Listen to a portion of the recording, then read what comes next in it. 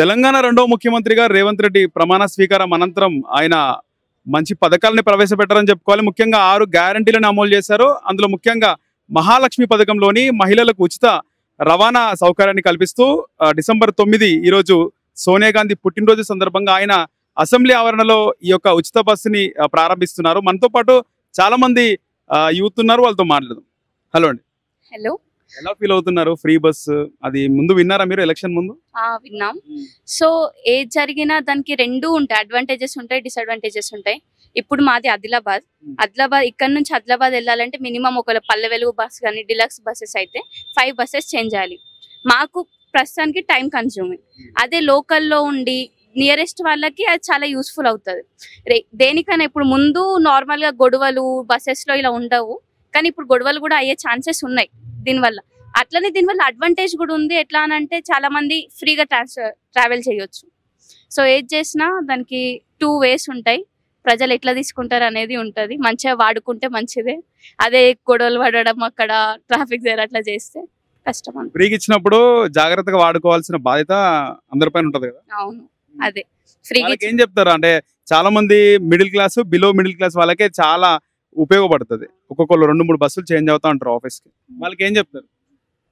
జాగ్రత్తగా వాడుకోండి, గొడవలు పడకుండా, ఎట్లాంటి వాయిలెన్స్ క్రియేట్ చేయకుండా ఒక బస్ అయిన తర్వాత ఒక బస్ వస్తుంటేనే ఉంటది. ఒక బస్ లో మీకు సీట్ దొరకకపోయినా గొడవలు పడడం, అది వాయిలెన్స్ క్రియేట్ చేసి అది ఇంకా రివర్స్ లో ప్రాబ్లం క్రియేట్ చేయకపోతే చాలు, అంతే. ఇలాంటి పథకం అసలు వస్తుందని ఎక్స్పెక్ట్ చేస్తారు అనుకున్నారు ఎప్పుడైనా? చేసాం. ఆ ఏపీలో చూసిన తర్వాత ఒకవేళ కాంగ్రెస్ వస్తే ఎక్స్పెక్ట్ చేసాం. బట్ ఇది ఎట్లా తీసుకెళ్తారో, తెలంగాణలో పీపుల్ ఎట్లున్నారో, ఎట్లా మైండ్ సెట్ ఉందో, వాళ్ళు యాక్సెప్ట్ చేస్తారో లేదో అనే దానిపైన ఉంది. ఇది మంచి పథకమే, కానీ వాళ్ళు ఉండే విధానాన్ని బట్టి ఉంటది ఏదైనా. ఇంకా ఏం చెప్తారంటే అందరికి ఏం చెప్తారు? ఏం లేదు, సేఫ్ గా ట్రావెల్ చేయండి. ఎక్కువ మంది ఉంటే గొడవలు పడకండి. ఇంకో బస్సు వస్తుంది, వాయిలెన్స్ క్రియేట్ అయితే మళ్ళీ మన గవర్నమెంట్ కే ప్రాబ్లం అవుతుంది. అలాగే మనకి ఫ్రీ ఎడ్యుకేషన్, ఫ్రీ హెల్త్ మనం చూస్తుంటాం. గాంధీ, ఉస్మానియా వాళ్ళు కట్టడం అంతా బాగానే కడతారు, కొన్ని రోజులైనా అది ఖరాబ్ అయిపోతుంటది సరిగా వాడకుండా. సో దీంట్లో బస్ గురించి ఏం చెప్తారు? దానికి బస్సు కూడా ఫ్రీగా వస్తుంది కాబట్టి బాగా చూసుకోవాలా, బాగా ఉండాలి, నీట్ గా ఉండాలి.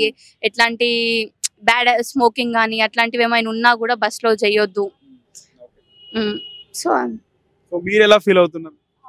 యాక్చువల్లీ నేను విలేజ్ నుంచి కాబట్టి చాలా హ్యాపీయే అలా చేయడం. కానీ మా విలేజ్ నుంచి ఇక్కడికి రావడానికి లైక్ 6 hours పడుతుంది టైం. 6 hours or 7 hours పడుతుంది. కానీ మేము దానికి మహారాష్ట్ర బస్ ప్రిఫర్ చేస్తాం, ఎందుకంటే చాలా తొందరగా రీచ్ అవుతుంది, టైం కూడా సేవ్ అవుతుంది అని. మా విలేజెస్కి బస్సెస్ రావడం చాలా తక్కువ. సో దీనివల్ల ఎక్కువ మంది ఈ ఫ్రీ బస్ గర్ల్స్కి అనేది ఎక్కువ యూజ్ అవుతుంది అని నా ఒపీనియన్. అండ్ ఏమంటారు, పూర్ పీపుల్ కూడా ఎక్కొచ్చు. ఎవరికైతే బస్ ఛార్జ్ ఈవెన్ 50 రూపీస్ కూడా ఉండని వాళ్ళు కూడా లైక్ అమ్మాయిలు చదువుకోవడానికి కూడా వేరే ఊరికి వెళ్ళడానికి చాలా యూస్ఫుల్ అవుతుంది. హిస్టరీ చూసుకుంటే ఎన్టీఆర్ వచ్చిన తర్వాత ఆయన మహిళలకు సగం రిజర్వేషన్ చేసినాడు.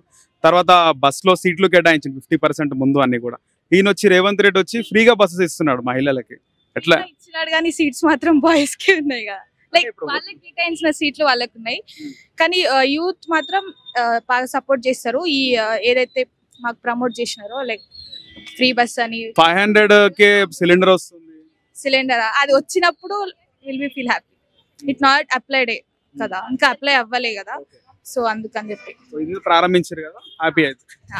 మీరేమనుకుంటున్నారు? అంటే ఇది చాలా మంది నాకేం లేదు సార్. అంటే చాలా మందికి కాలేజ్ వాళ్ళకి చాలా మంది ట్రావెల్ చేయడానికి చూస్తూ ఉంటారు.